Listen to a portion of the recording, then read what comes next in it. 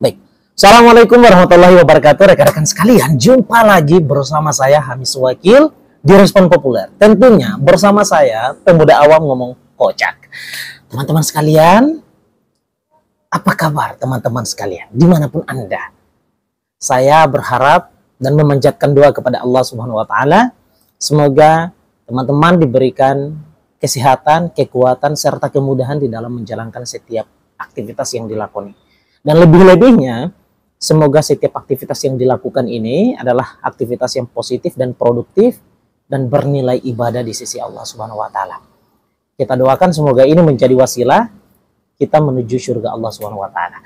Teman-teman sekalian, pada kesempatan hari ini saya ingin sedikit memberi pandangan saya menyangkut soal masalah fenomena-fenomena politik yang kemudian kian menghiasi ruang politik menuju 14 Februari mendatang.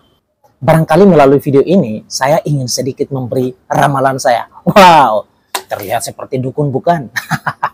Ya, tapi tidak. Oke, ini menyangkut soal masalah beberapa fenomena yang kemudian terjadi di debat pertama dan kemudian debat ketiga, teman-teman.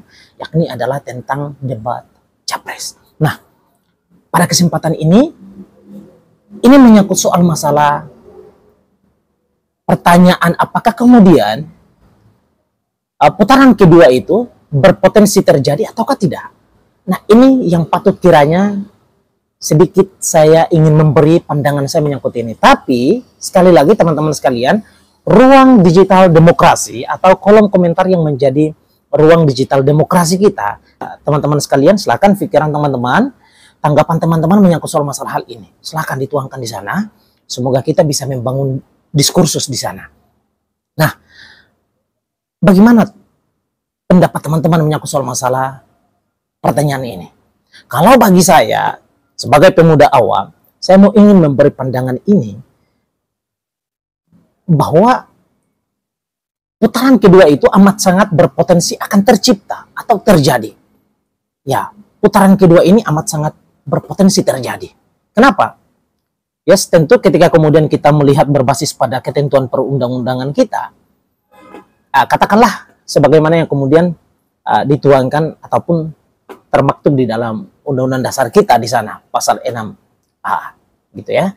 Ketika kemudian kita lihat di sana kan ada menyangkut soal masalah indikator di mana seorang atau capres dan cawapres itu terpilih menjadi presiden atau wakil presiden dan wakil presiden Republik Indonesia pada satu pemilu. Nah, maka minimalnya atau dia memperoleh suara 50+1. Itu kan? Jadi jelas ya. Itu adalah indikator kita. Nah, sekarang kita lihat materi capres kita, gitu ya. Ada 3 capres. Anies Baswedan, Prabowo Subianto, dan kemudian Ganjar Pranowo. Ada 3.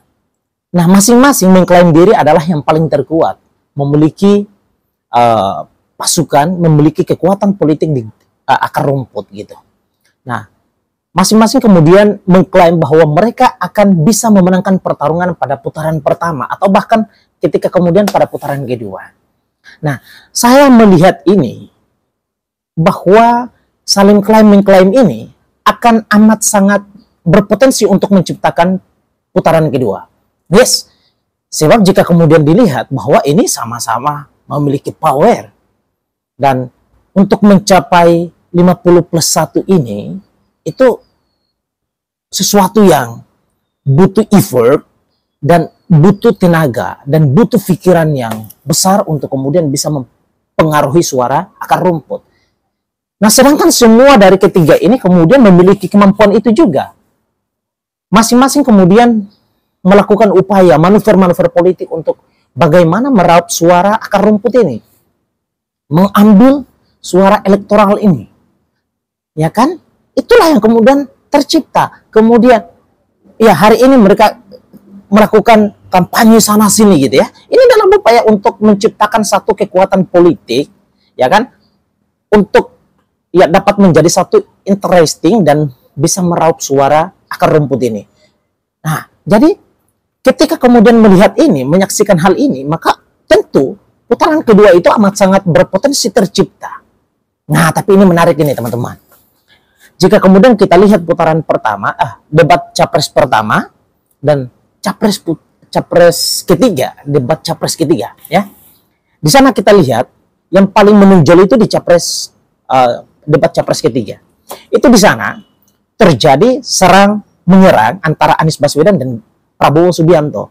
Nah, saling serang menyerang, tetapi di lain sisi ada dukungan positif berbasis pada kesamaan narasi menuju Indonesia ke depan. Dari siapa? Prabowo Subianto yang seringkali mengatakan, Pak Ganjar, saya kira kita ini sama pendapatnya. Nah, baik, bisa ditangkap ya. Lalu, begitu pun juga dengan kemudian Anies Baswedan. Pada debat pertama, dia mengkritisi habis-habisan menyangkut soal masalah indeks demokrasi kita, yang kemudian semakin lebih tambah menurun. Nah, namun pada debat ketiga dan setelah debat ketiga, dia memberikan apresiasi yang baik kepada Megawati Soekarno Putri sebagai pimpinan PDIP dan sebagai pimpinan dari Pak Joko Widodo dalam partai politik. Ya kan? Di sana kita lihat apa kata Anies, Bu Mega adalah penjaga demokrasi yang konsisten. Nah, bagaimana dengan pernyataan ataupun kemudian serangan dia menyangkut soal masalah indeks demokrasi di debat pertama, yang dimana secara sadar dia tahu bahwa Jokowi adalah anak buah dari Ibu Mega itu sendiri. Jokowi adalah bagian dari PDIP yang tidak bisa dipisahkan. Nah, terlepas daripada fenomena hari ini yang kemudian saling serang menyerang atau kelompok PDIP yang kemudian berupaya untuk melakukan proses penyerangan kepada Pak Jokowi. Tapi saya kira itu kan lain hal. Nah, Jokowi itu kan adalah bagian daripada PDIP dan kata Bu Mega dia adalah pembantu partai. Yes, ini dua hal yang tidak bisa dipisahkan, jelas itu. Tapi kenapa Anies Baswedan melakukan itu? Saya melihat di sini ada aroma putaran kedua itu. Dan Anies Baswedan yakin sungguh bahwa dia akan masuk pada putaran kedua. Prabowo pun juga demikian, merasa yakin, merasa sungguh akan masuk pada putaran kedua. Dan dia merasa bahwa akan berlawanan dengan Anies Baswedan. Oleh karenanya, Prabowo melakukan manuver politik merayu-rayu Ganjar Pranowo melalui debat ketiga ini.